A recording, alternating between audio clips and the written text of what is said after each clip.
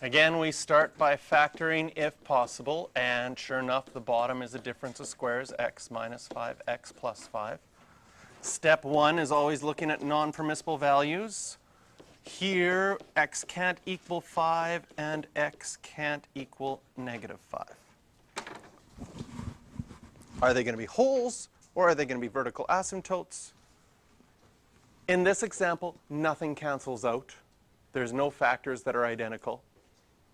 So there won't be any wholes. That means both of our non-permissible values are vertical asymptotes. We'll have one vertical asymptote at x equals 5, another vertical asymptote at x equals negative 5. Can you get 2 holes in a graph? Yes, I can make a graph with 5 holes in it. Many holes in it. You just have to have more factors cancel out. Every time a factor cancels out, you get another hole. So I could do this same graph that we're going to graph now and add a hole to it if I had an x plus 3 on the top and bottom that canceled out. Or just add a hole. Okay? Yes. One of them could cancel out, the other one could stay. Right? We could have a whole bunch of them stay, 3 asymptotes, and 17 holes if we wanted to. Step 2, we're going to look at whether or not we have a horizontal asymptote or an oblique asymptote. Can you see in this case we have the highest degree the same in our numerator and our denominator? When the degrees are the same, you're going to have a horizontal asymptote. And the horizontal asymptote is just going to be the coefficients. So we have a negative 2x squared over a 1x squared. Negative 2 over 1 means that our horizontal asymptote is at y equals negative 2.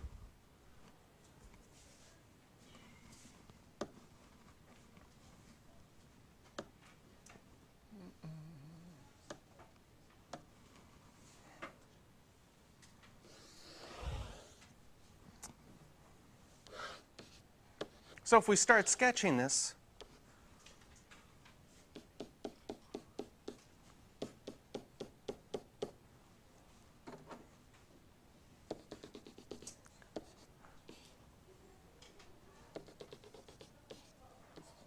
at x equals negative 5 and x equals 5, we have our vertical asymptotes. And at y equals 0, we, oh, sorry, I did it again. This time I caught it before. Oh. 1, 2. At y equals negative 2, we have our horizontal asymptote.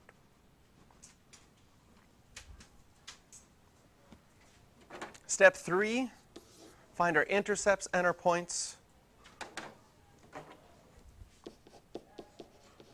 Y-intercept, make x equal to 0. You're going to get 0 over negative 25. Y-intercept is 0. Which gives us 0, 0. X-intercept, if you make your equation equal to 0, the only time your equation is equal to 0 is when your numerator is equal to 0. When is negative 2x squared equal to 0?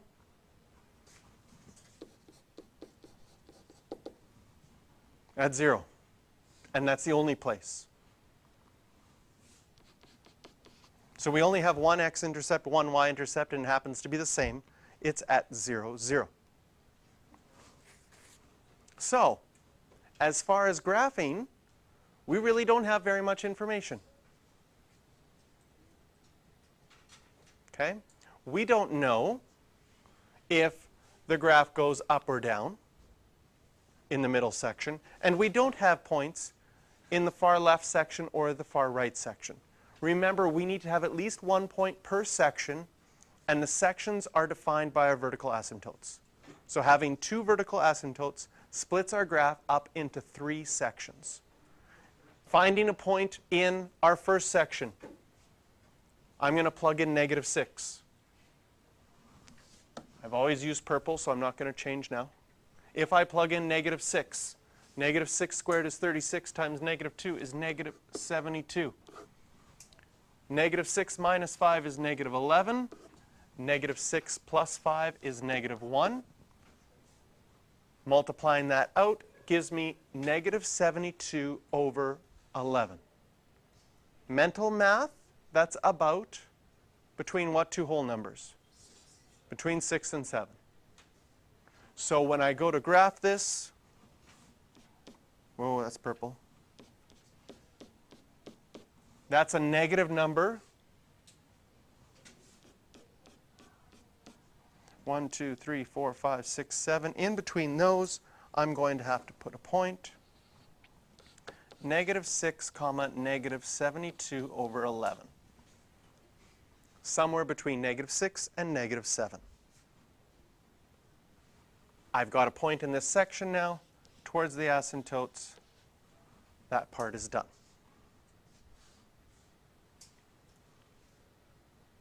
If you plug in positive 6, I'm going to do a point in the far right section. Take out my eraser. On the top, if I plug in positive 6, I get negative 72 again. On the bottom, if I plug in 6, 6 minus 5 is 1, 6 plus 5 is 11. I get the exact same point, negative 72 over 11.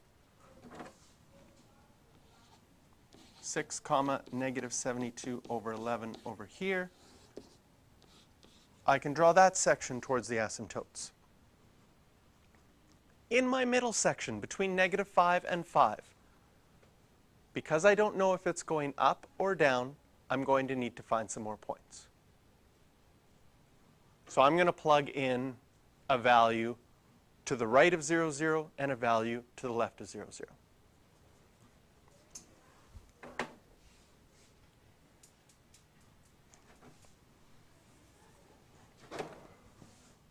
What number would you like to plug in? 1, 2, 3, or 4?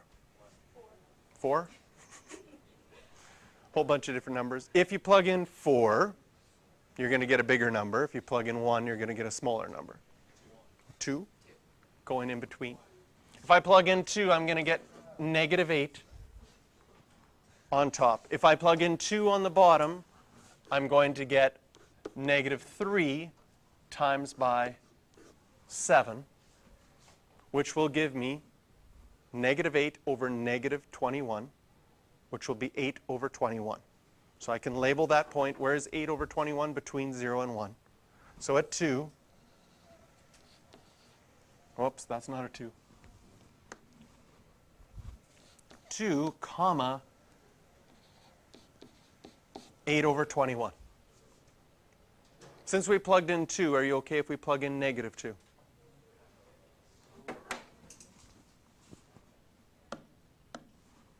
If I plug in negative 2, the top is still going to be negative 8. But the bottom is going to be negative 7 times positive 3. What do we know? It's the same number. So at negative 2, we also get 8 over 21. Now, what this tells us is that our graph in this section has to go up towards the asymptotes because we have no more x-intercepts.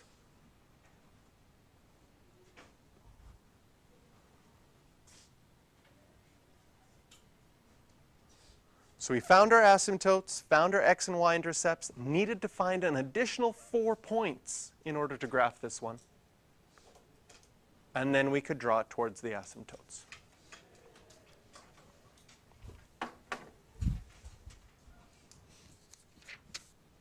Okay, it asked for the domain and range. Just the domain?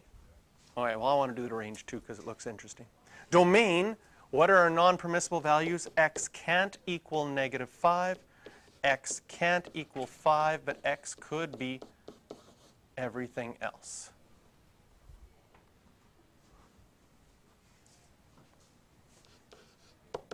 The range This one, I'm going to use interval notation.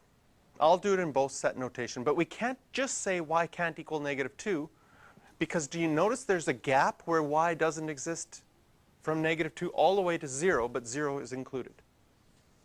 So if you wanted to write this in one set of notations, you could say y is less than -2, or y is bigger than or equal to 0.